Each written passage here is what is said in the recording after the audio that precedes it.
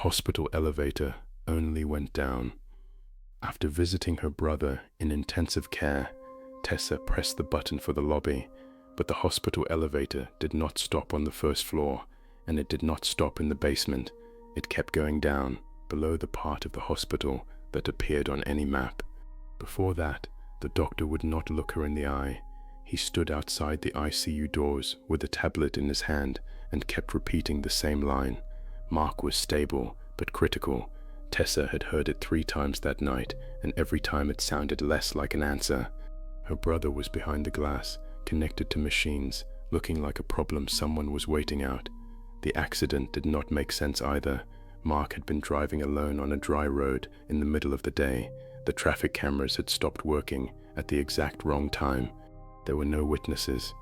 When Tessa asked for his belongings, the nurse brought his keys, his jacket, and his phone charger, but his wallet was missing. Tessa asked the doctor about it.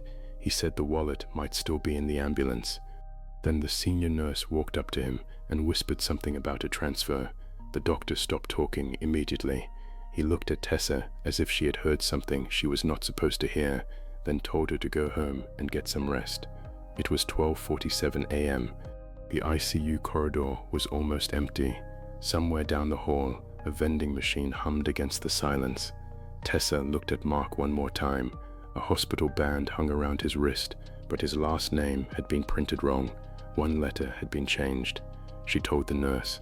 The nurse answered too quickly and said they would fix it in the morning. Then she leaned closer and added, almost under her breath, that Tessa should not stay until shift change. It was supposed to sound like concern. It sounded like a warning. Tessa stepped into the elevator and pressed lobby. The doors closed, the car shuddered, and it began to descend. She watched the numbers above the doors. 3rd floor, 2nd floor. The 1st floor should have come next, but the elevator passed it. Then it passed the basement. Then it passed the maintenance level. There were no more buttons on the panel, but the indicator showed B2, then B3, then B4. Tessa hit stop. The button did not light up. She pressed open door, but the elevator kept descending. Her phone lost service. The car stopped so hard that her shoulder struck the wall. The doors opened onto a corridor that could not exist beneath a modern hospital. Yellow tile lined the walls. Old fluorescent lights buzzed overhead. A nurse's station stood ahead, with empty folders and a black rotary phone. A wall clock had stopped at 3:17. Tessa did not step out. She pressed the close button again and again, but the elevator ignored her. Then a woman's voice came through the speaker above the panel, calm, tired, and too close. Visitors must sign out before leaving, but the kodjiflon leshendani. Something clicked at the old nurse's station. A metal clipboard slid off the counter, hit the floor, and slowly skidded across the corridor until it stopped at the elevator threshold. A discharge form was clipped to it. Tessa's name had already been typed at the top. Under it was one question. Who are you leaving in your place? She backed against the rear wall. Then she bent down far enough to see a second line in small print. Refusal will be treated as automatic transfer. Tessa did not sign. She kicked the clipboard back into the corridor. The elevator doors finally closed, but the car did not rise. It went lower. This time, the indicator did not show floors. It showed dates. Tessa's birthday, the day her mother died, the night Mark once rescued her, then the date of Mark's accident. She pressed the accident date because it was the only button still glowing. The doors opened onto another corridor. This one smelled of damp paper, antiseptic, and old dust. Metal cabinets lined the walls. Some archive boxes were labeled with patient names. Others had only numbers. Somewhere in the dark, Mark's phone began to ring. Tessa knew the ringtone because she had set it herself after he kept missing her calls. But Mark's phone should have been upstairs, in the bag with his things, or still in the ambulance, if the doctor had been telling the truth. It could not be ringing down here. She stepped out. The doors began to close behind her, and she turned back at once, jamming her hand against them. The elevator waited. It felt less like a machine, and more like something allowing her a few steps, but not freedom. On the floor near the elevator, she saw a strip of white plastic. She picked it up and realized it was an old hospital wristband. Most of the name had been rubbed away, but the last 2 letters matched Mark's surname. On the back, Someone had written in pen, "Do not discharge the living." The elevator stopped lower. The doors did not open all the way. A narrow gap let cold light spill into the car. Through it, Tessa saw a room full of monitors. The screen showed the ICU corridor, the elevator, the archive, and Mark's ICU bed upstairs. The doctor stood beside him. He held a new wristband and looked not at Mark, but directly into the camera. Then he lifted the band so Tessa could read the name printed on it. It was hers. She rammed her shoulder into the elevator doors, forced them open, and stumbled into the monitor room. A phone sat on the desk with the line already open. She grabbed it. Mark was breathing on the other end, faint and uneven. "They're asking if you signed," he whispered. Tessa asked who was asking. Another voice answered, much closer to the receiver. "Do not make us choose for you." She dropped the phone, ripped the cable from the wall, and ran back to the elevator. Behind her, the monitors went dark, one after another.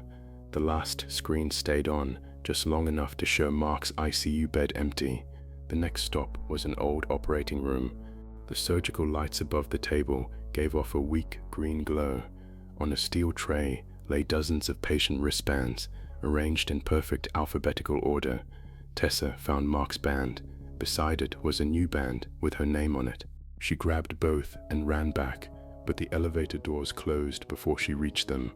At the far end of the operating room, another door opened.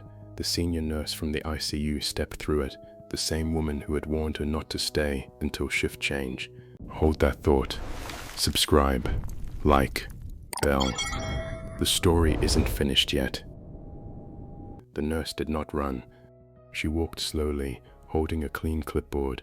"You are making this harder," she said. Tessa backed toward the wall. The nurse did not explain like a villain. She explained like a tired employee, repeating policy. Mistakes happened in paperwork. Sometimes a patient arrived with the right compatibility, but the wrong history. Sometimes the history had to be moved. The hardest cases were relatives who came at night and saw too much. That was when Tessa understood where the mistake had come from. Mark was not just being prepared for surgery. He was being prepared to disappear from the system. His name was being altered because his file was already being rewritten for someone else. But when Tessa came downstairs and refused to sign herself out, the system began looking for a replacement among the relatives present. That meant her. She threw a metal tray at the nurse and ran for the service door. Behind it was a narrow concrete stairwell. A sign on the wall said exit, but the arrow pointed down. Tessa ran up anyway. There were doors on every landing. Through the first, she saw a children's ward where empty wristbands lay in the cribs. Through the second, she saw a waiting room full of ID photos with the faces scratched out. Through the third, she saw an old version of the ICU with Mark in bed and Tessa standing beside him. On the fourth landing, a door stood slightly open. Someone was crying behind it. Tessa heard her mother's voice. Her mother had died 6 years earlier, and the voice could not be real. It called her the way it had when Tessa was a child and terrified of hospitals. She covered her ears and kept moving. The voice changed into Mark's. He begged her to come back because he could not breathe. Tessa stopped for only 1 second, and that was enough. A door slammed below. The nurse was on the stairs. Tessa forced herself to run. She realized the lower floors were not only trying to frighten her, they were choosing voices, dates, rooms, and documents that would make a person agree to the exchange. They did not have to drag anyone away if they could make them sign. She did not stop. Her breath cut at her throat. The nurse's footsteps echoed below, never faster, but always closer. On the final landing, Tessa found a door with a modern handle. She shoved it open and fell into the familiar ICU corridor. The lights were bright. Behind the glass, Mark lay in his bed. Tessa ran to his room. The doctor was gone. A young nurse at the desk looked up and went pale. "You couldn't have come out of there," she whispered. Tessa did not answer. She burst into Mark's room and saw that his wristband was gone. In its place, beside his bed, lay her wristband, the same one she had taken from the operating room.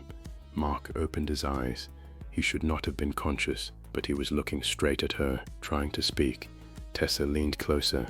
"You shouldn't have come back," he whispered. Behind her, the door clicked shut. Tessa turned. and saw the senior nurse standing inside the room.